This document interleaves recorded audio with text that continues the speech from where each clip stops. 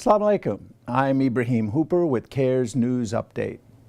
In California, CAIR called on state and federal authorities to investigate hate vandalism targeting a mosque in that state. A spokesperson for the Islamic Center of Manteca says late last month, vandals spray-painted derogatory words on their sign and threw bacon in the parking lot.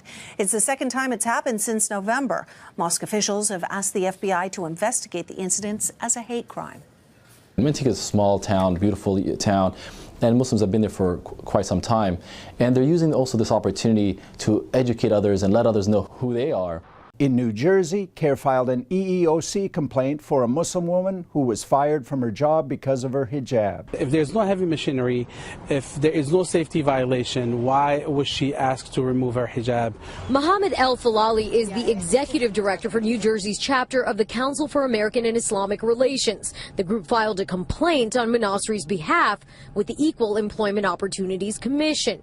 El-Falali says despite New Jersey's population of about 200,000 Muslims, in 2013 alone, the organization has fought 8 other cases similar to that of Manasri's. What we're looking for is for the policy to be changed and for employers to be educated of what the needs of the Muslims are. I want people to know that I went through this bad experiences. Hopefully nobody else go through it again. In drought-stricken parts of California, CAIR joined with the local Muslim community in praying for rain. Because of this continuing drought, there are people who are literally praying for rain. At the Alameda County Fairgrounds, members of the Bay Area chapter of the Council on American Islamic Relations gathered for a special prayer service. According to their traditions, the Prophet Muhammad taught about a special prayer when their people went through drought conditions in Saudi Arabia more than 1,400 years ago.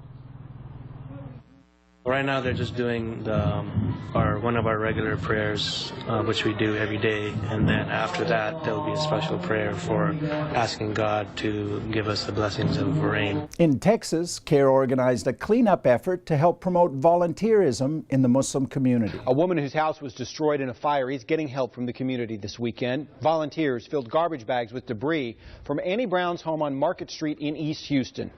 They say insurance denied her claim, and it would have cost $2,000 for her to clean up the mess herself. City Council member Jerry Davis and the Council on American Islamic Relations stepped in to help. She's very grateful. She started tearing up. She couldn't imagine the hospitality that volunteers, that people that never met her and vice versa, that can actually come out and help her out. In Washington state, hundreds of Muslims turned out for a CAIR-sponsored day of lobbying at the state capitol. And in Olympia, about 500 Muslims are marching outside the Capitol for the 5th annual Muslim Lobby Day. They'll be speaking with lawmakers about anti-Muslim attacks and campaigning for social issues, including increasing state funding for low-income housing. At the national level, a CAIR representative went on Al Jazeera America to discuss Muslims being placed on the no-fly list. I ask you this question about this balance between liberty and security. Look, FBI will say we have limited resources, limited personnel, limited time. There are national security threats. Should some liberties be compromised for the quote-unquote greater good? Well, I think generally we're a little too willing to trade the liberty of others for what we perceive to be in our safety interests.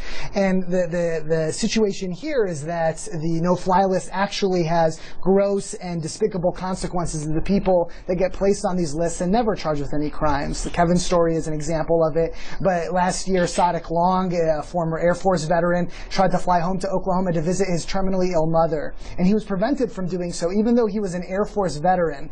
And before he was allowed to fly, even though we had sent the FBI a copy of his itinerary saying that if they wanted to search him extra, they were more than happy to, they actually visited his terminally ill mother to check her prescription drugs before allowing him to fly home. And in Washington, D.C., CAIR joined the Day We Fight Back effort to challenge NSA spying.